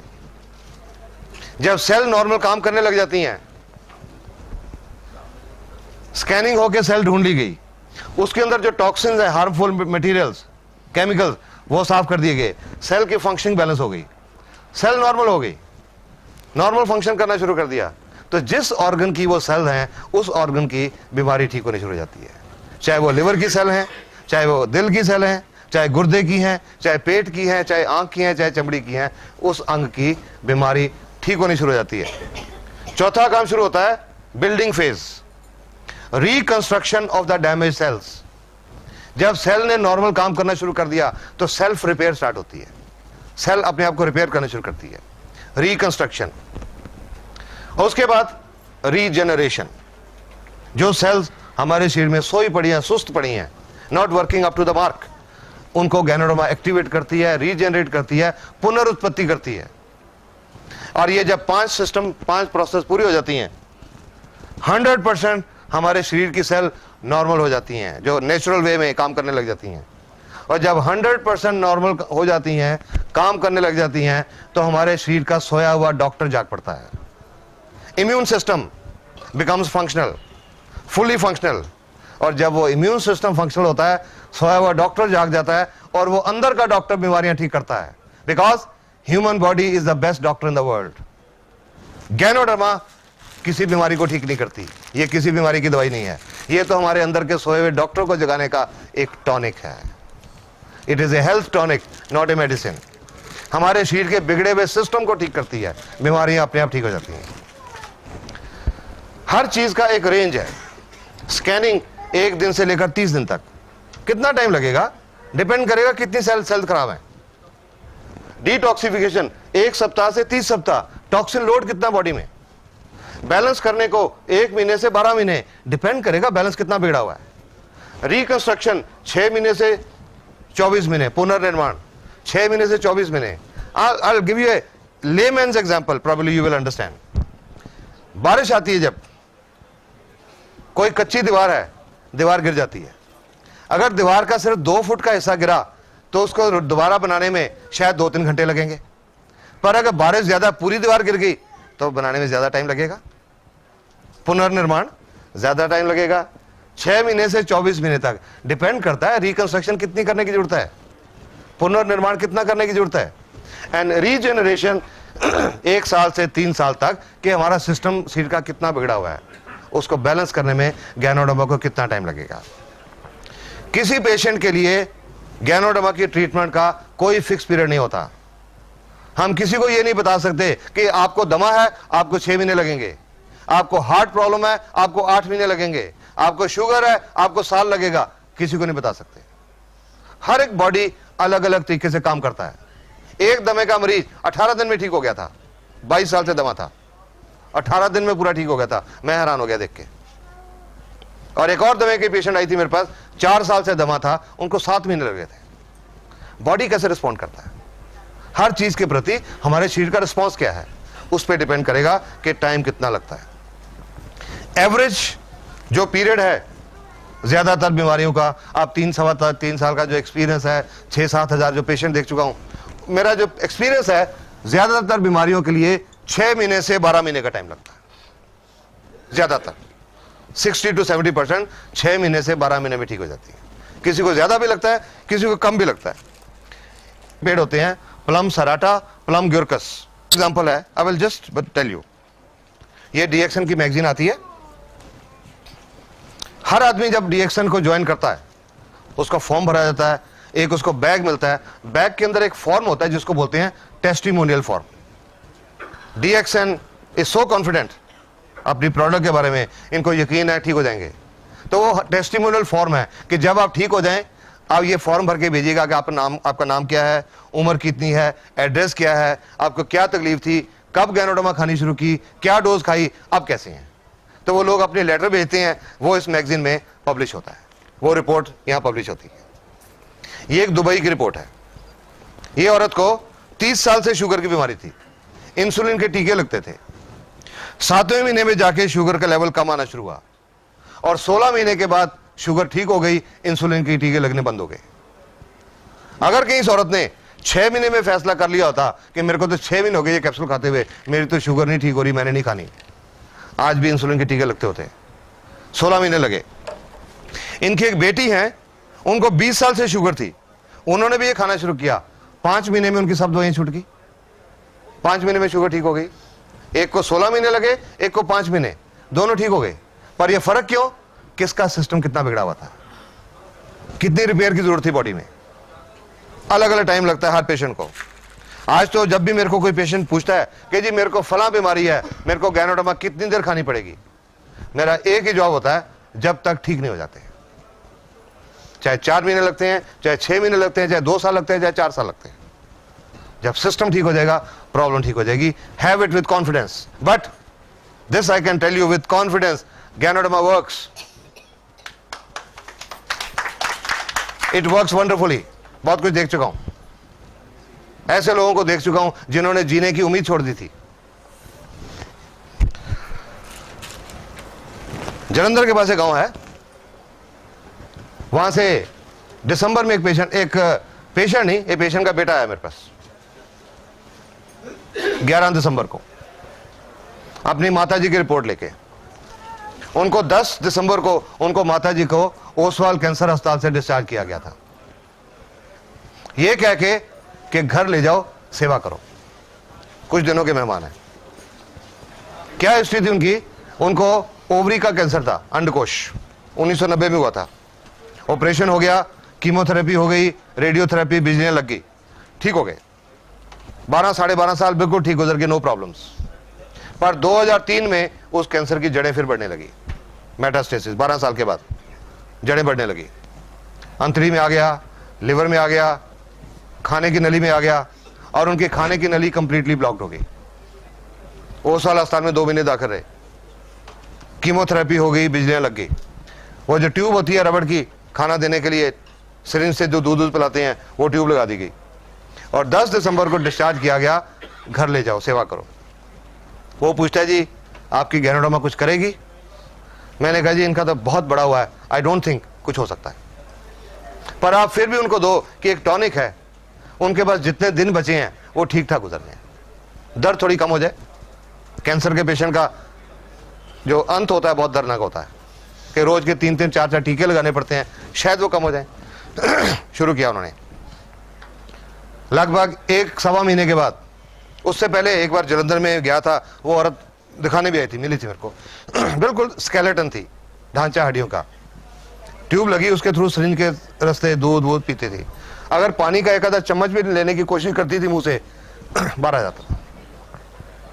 1-1.5 महीने के बाद वो पटियाले आई औरत, एक और कैंसर के पेशेंट को साथ लेके, कि ये आदमी 15 दिन से हमारे पीछे पड़ा हुआ है कि जहां से आपने दवाई ली हमें भी लेके चलो। क्यों? क्योंकि उस औरत ने अब कुछ खाना पीना शुरू कर दिया था। लिक्विड्स, कस्टर्ड, दलिया, ऐसी चीजें खानी शुरू कर दी थी। तो मेरे से पूछने लगी अब ये नाली निकलवा दें? मैंने कहा भी नहीं, जब तक आप कुछ सॉलिड्स नहीं खाने लगते तब तक नहीं।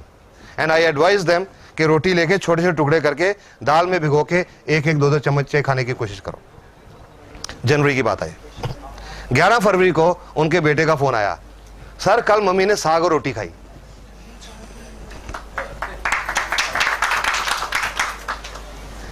इंसिडेंटली मुझे 13 फरवरी को जलंधर जाना था एक शादी अटेंड करने।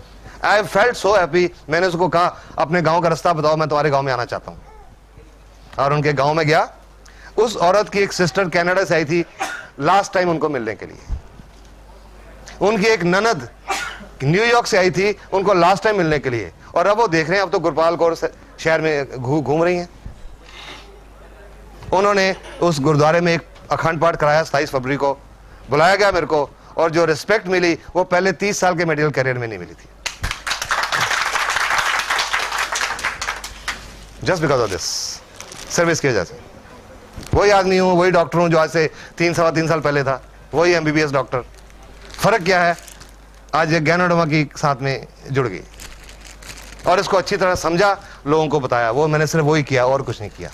किसी के घर में दरवाजा खटका के ये देने नहीं गया भाई तुमको शुगर है ये लो, तुमके गुर्दे फेल हैं ये लो, किसी को देने नहीं गया।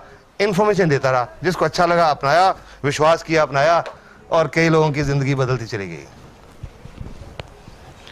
जलंधर में एक और आदमी है,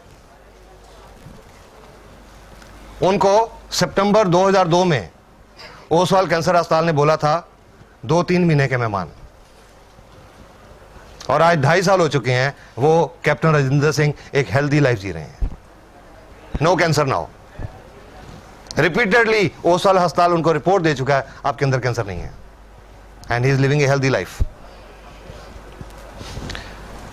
दिसंबर में राजीव गांधी कैंसर अस्पताल से एक पेशेंट को डिस्चार्ज किया गया।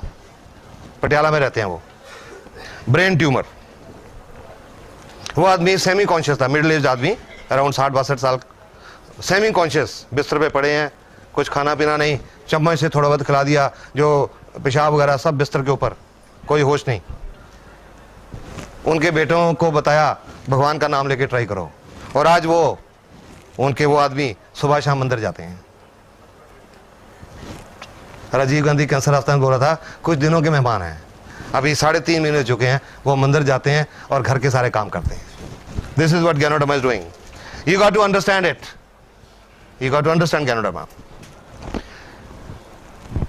जब ये सारा फेज पूरा हो जाएगा, बीमारियां अंदर अपने आप ठीक हो जाएंगी। You don't have to bother कि मेरे को फलानी बीमारी है, गैनोडर्मा को काम करने दो, ये ढूंढेगी सब कुछ जाके, इट विल क्लियर एवरीथिंग। ये जो मैं आपको एलमेंट रिफ्लेक्शन बता रहा था, लिवर की प्रॉब्लम है तो लाल आंखें होती हैं, गुर्दे की कोई प्रॉब्लम है तो ब्लॉक ईयर होते हैं, फेफड़े की कोई प्रॉब्लम है तो बलगम आती है या उल्टी आती है, कोई ब्लड सर्कुलेशन की कोई प्रॉब्लम है, ब्लड सर्कुलेशन की कोई प्रॉब्लम है तो थोड़ी नमनेस, जैसे टांगे सोई हुई महसूस होती हैं। अगर एलिमेंट रिफ्लेक्शन अगर ज्यादा हो जाए, अगर तंग करे, डोज थोड़ी देर के लिए कम कर दें या उसके लिए कोई सिम्टोमेटिक ट्रीटमेंट ले लें, but continue Ganoderma, let it do its job. Ganoderma does not cure any disease directly, but it helps the body to handle it. Ganoderma is health specific and not disease or symptom specific. जब ganoderma की treatment शुरू करनी है किसी भी बीमारी के लिए, मरीज जो भी दवाइयां खा रहा है, चाहे एलोपैथिक, चाहे होम्योपैथिक, चाहे आयुर्वेदिक, वो शुरू में साथ में चलेंगी, वो एकदम से बंद नहीं करनी।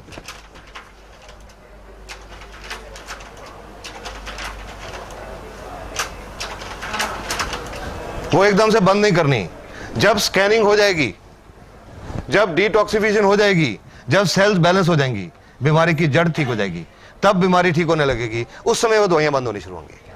आफ्टर दिस फेज 1 महीने में बंद होती हैं, 4 महीने में बंद होती हैं, साल में बंद होती हैं, 1.5 साल में बंद होती हैं, वो किसी को नहीं बता सकते। जब सिस्टम ठीक होगा तब बंद होगी, शुरू में वो साथ में चलेंगी। उन दवाइयों के साथ गैनोडर्मा की कोई इंटरेक्शन नहीं है, कोई प्रॉब्लम नहीं है, क्योंकि ये एक फूड सप्लीमेंट है, दवाई नहीं है। It is a health tonic. अब इसकी आपको डोज बताऊं मैं।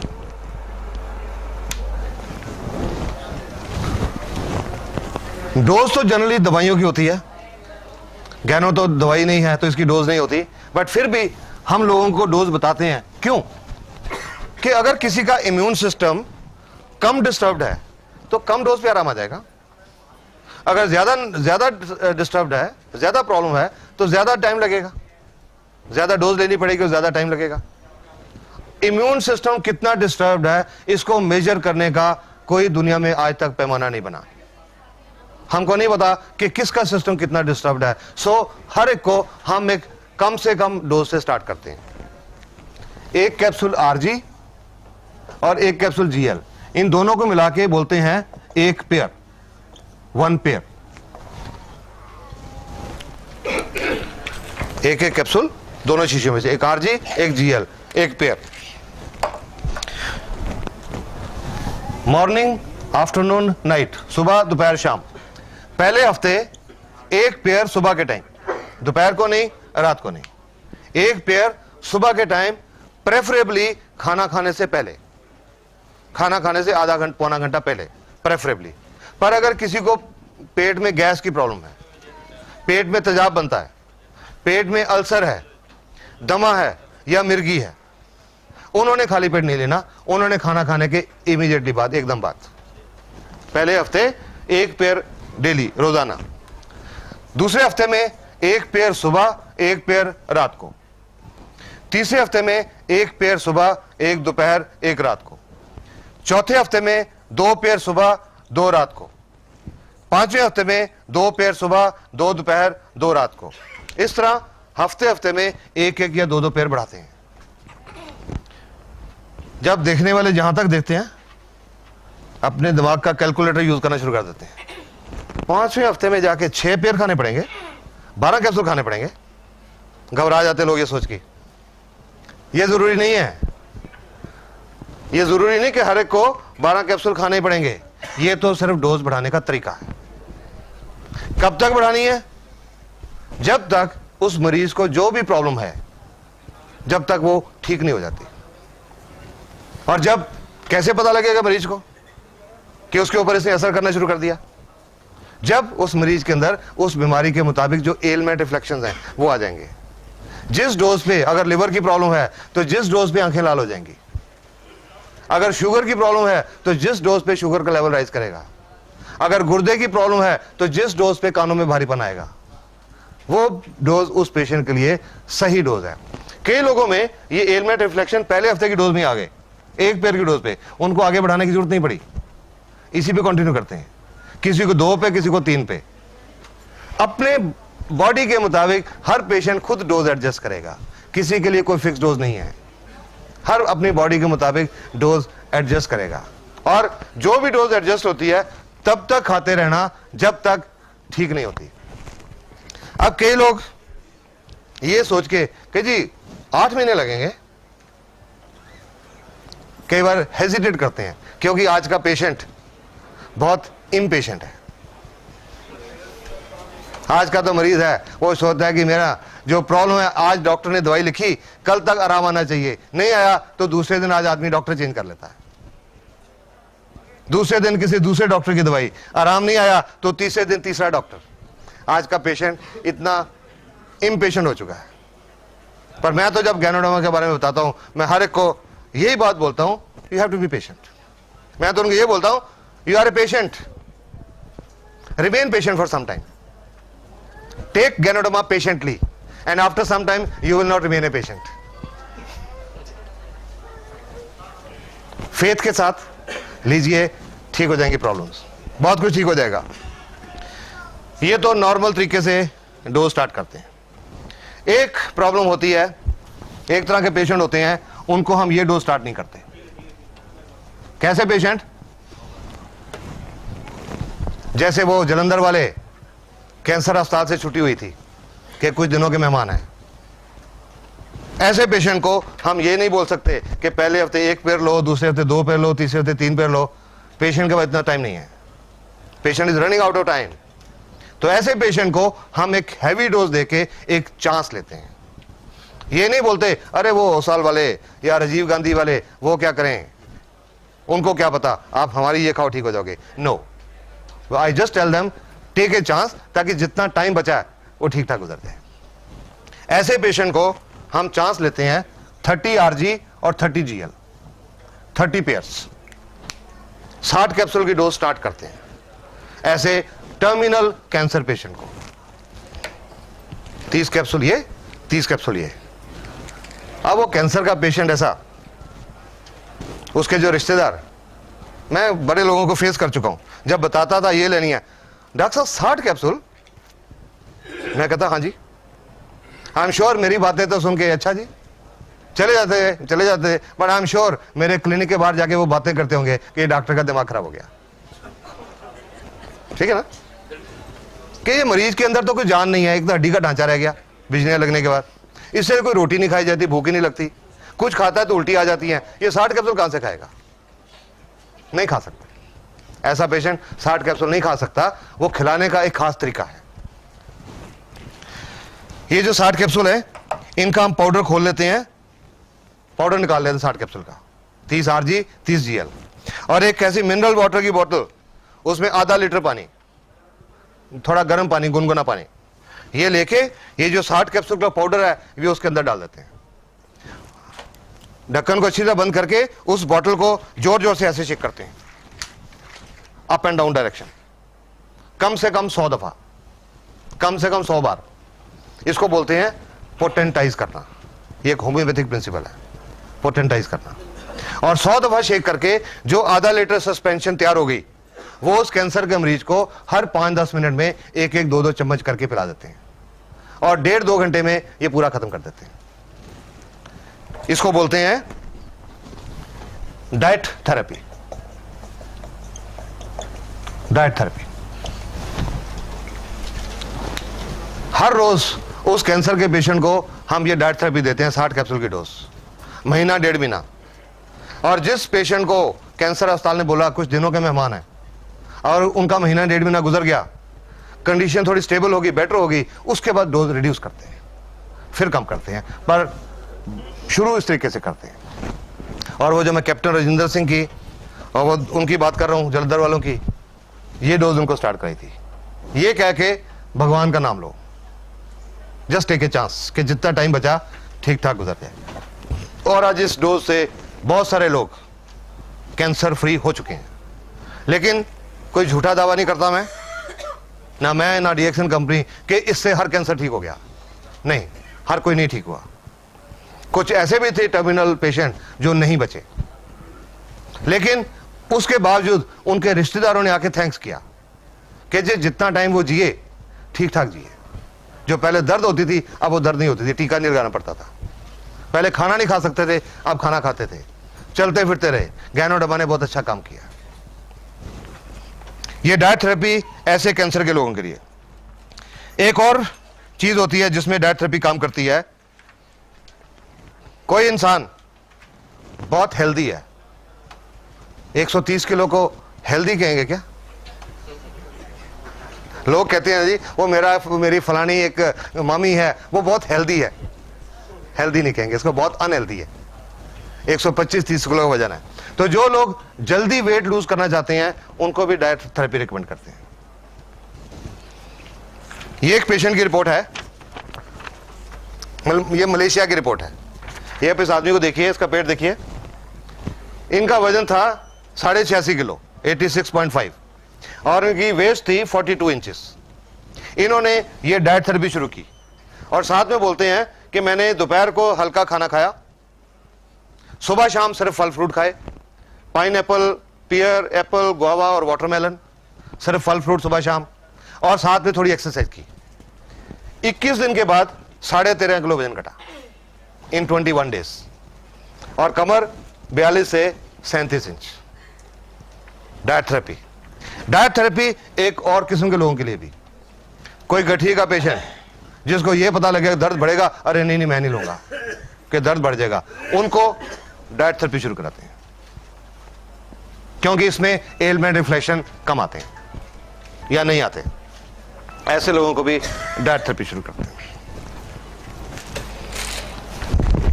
सब ये जो तैयार करते हैं ये कितने टाइम तक ठीक रहता है? एक डेढ़ 2 घंटा बस, उससे ज्यादा नहीं। उससे ज्यादा ये जब हम इससे ऐसे हिलाते हैं ना, इसमें एक बड़ी डायनेमिक पावर पैदा होती है। ये जो क्या होता है, पानी के अंदर कुछ जो पानी के कण होते हैं इनको बोलते हैं MC, molecular clusters. Molecular clusters, जो पानी, आम पानी का जो साइज होता है मॉलिक्यूल्स का 13 से 15 एमसी पर क्यूबिक मिलीलीटर। जब ये करते हैं वो 13 से 15 के बजाय 2-3 हो जाता है, उनकी एब्जॉर्प्शन सेल में बढ़ जाती है और 2 घंटे के अंदर वो डायनेमिक पावर रहती है उसका खत्म हो जाती है। सपोजिंग कोई पेशेंट है, उसने भी आधा पिया, नहीं पिया गया 2 घंटे में, तो 2 घंटे के बाद इसको फिर से हिला लो, फिर 100 बार फिर हिला के फिर से वो पैदा करके फिर 1.5-2 घंटे में खत्म कर दो। ऐसा भी कर सकते हैं, लाइक दैट। 1-1.5 महीना, 1 महीने तक continue daily, every day. Sir ये जो Every day. पेशेंट है जिसका ओवरवेट था, तो इसको कितना डोज, ये तो हैवी है ना, इसके लिए ये इतना ही डोज देना चाहिए? किसके लिए? जो एक्सेस वेट है, हाँ। जैसे 86 केजी है, हाँ। फॉर एग्जांपल मेरे Okay, ब्रदर का है, हाँ। और उनको जोड़ों के भी दर्द है, उनको नॉर्मल 1-2-3 से शुरू कराओ। वो पैर बढ़ाएं, हाँ, उसी से बढ़ाओ। तो उसी से एक पटियाला में एक औरत है, उनको गठिया है, उनको एक ही पैर स्टार्ट किया था, उन्होंने एक पैर बढ़ाया ही नहीं, 2 महीने तक एक ही पैर रहते रहे। 2 महीने में उन्होंने 8 किलो वजन लूज कर दिया सिर्फ एक पैर से। अब उनका गठिया भी ठीक है और अब उनका वो भी ठीक है। हाँ जी, जनरली अगर पैर ना बढ़ाए पहली डोज पे ही चलता रहे तो कब तक चलना है? क्या होता है? पैर ना बढ़ाए जाए और हाँ। एक ही डोज पे चलता रहे। हाँ, ये भाई साहब ने पूछा कि सपोजिंग हम पैर नहीं बढ़ाए, सपोजिंग पैर नहीं बढ़ाए, सुन रहा हूं मैं सुन रहा हूं, मैंने देख भी लिया। आप बहुत बातें सुन रहे हो, 8 महीने से मैं पैर खा रहा हूँ। पता है मेरे को क्या कि सपोजिंग डोज नहीं बढ़ाए, जैसे वो 1-2-3 की बोलते हैं, अगर आदमी एक ही पैर लेता रहे तो क्या असर? एक ही पैर कह रहे हैं ना, सपोज असर होगा।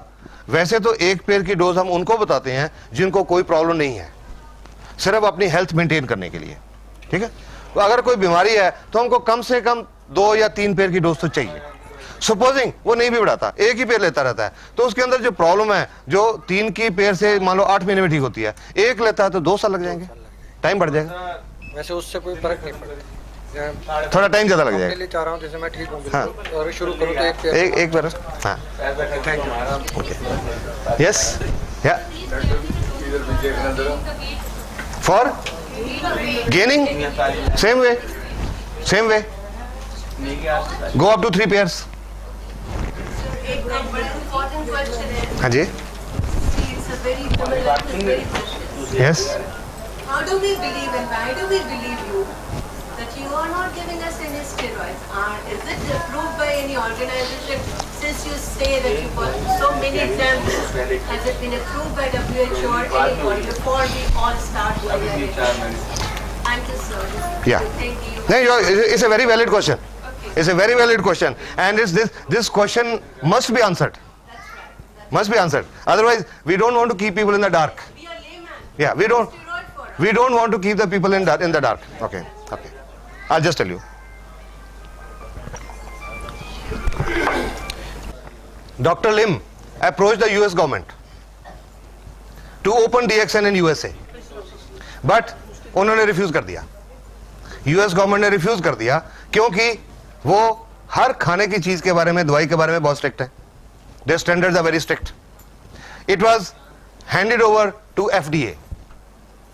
FDA started experimenting.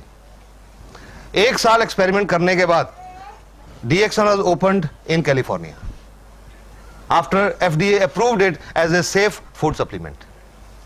और कई लेबोरेटरीज की रिपोर्ट्स हैं हमारे पास about betamethasone absent, corticosteroid absent, dexamethasone absent, prednisolone absent. ये रिपोर्ट्स हैं. अब कुछ लोगों ने मेरे को ये भी बताया जी हमने वो अपने हमारे शहर में एक लेबोरेटरी या टेस्ट कराया था. I've gone through all this. Test कराया था, उन्होंने बोला इसमें स्टीरॉइड है. ठीक है, एक छोटी लेबोरेटरी के पास इसको टेस्ट करने का इंतजाम होता ही नहीं है. पहली बात, इंडिया में सिर्फ 1 या 2 लेबोरेटरी हैं. बॉम्बे में एम्स में होगी, उनके पास है. हर लेबोरेटरी कर ही नहीं सकती. एक चीज होती है जिसको हम बोलते हैं sterol. There is something called sterol which is a natural thing. वो नेचुरल प्लांट्स में होती है. वो स्टीरॉल का टेस्ट भी पॉजिटिव आता है because Ganoderma contains that ergosterol. Ergosterol is a natural precursor of hormones. It contains that, जिसकी वजह से छोटी मोटी लेबोरेटरी वाले इसमें स्टीरॉइड दिखा देते हैं. पर हमारे पास सिंगापुर की लेबोरेटरी, मलेशिया की लेबोरेटरी, चेन्नई की लेबोरेटरीज इंडिया में जब आई थी, ड्रग कंट्रोल ऑफ इंडिया ने सब कुछ वेरीफाई किया था. Then DXN was allowed to come in India. And 1993 1993 में DXN कंपनी मलेशिया में शुरू हुई और आज दुनिया के 53 कंट्रीज में चल रही है.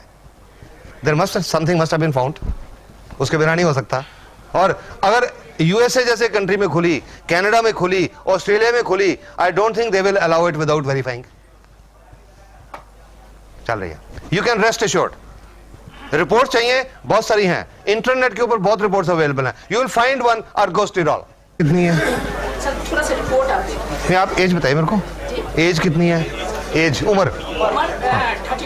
ओके. पहले उनको शुगर की भी प्रॉब्लम थी? प्रॉब्लम उसको एक बार 3-4 साल का था तो फिटनेस का प्रॉब्लम था.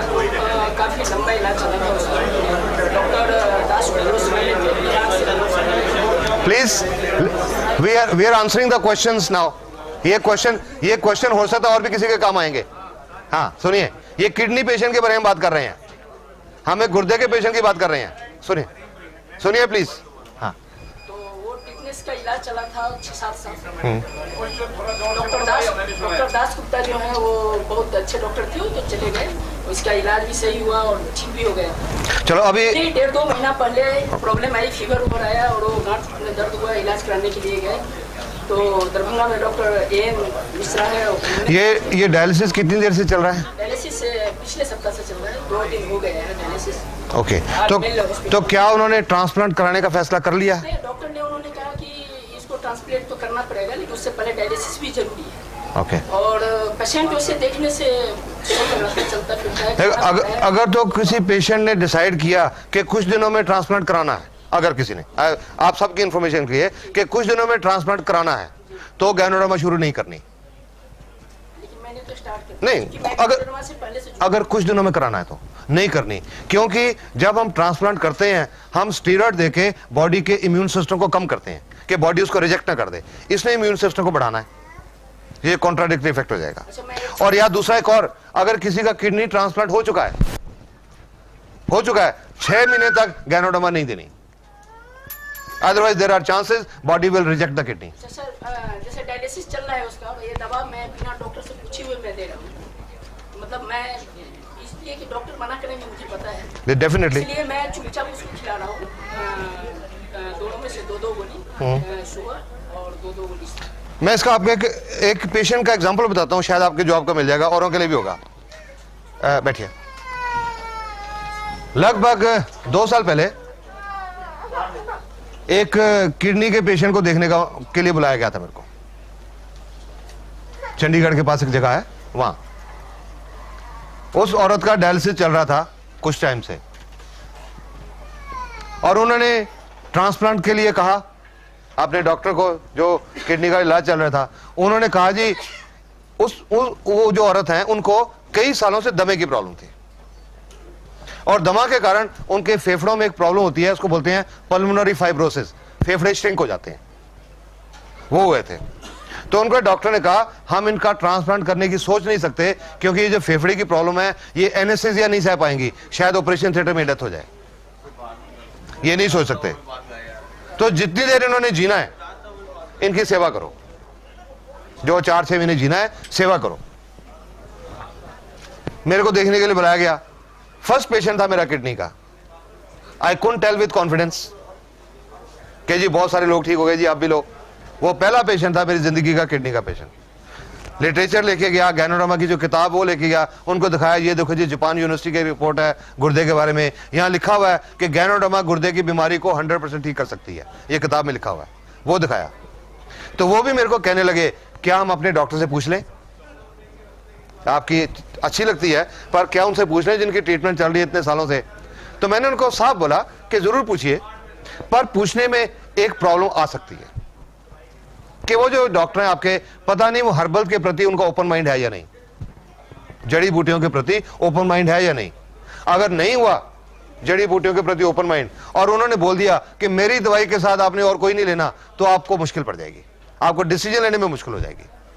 बाकी इट्स योर विश, मैं क्या मेरा काम था इंफॉर्मेशन देना, बाकी आपकी मर्जी है। उन्होंने वो डॉक्टर साहब से सलाह किए बिना शुरू कर दी, मेरे पे विश्वास किया, शुरू कर दी। वो शुरू करने के लगभग महीने 1.5 महीने के बाद उनका डायलिसिस बंद हो गया, वो 9-9.5 ग्राम पे पहुंच गया।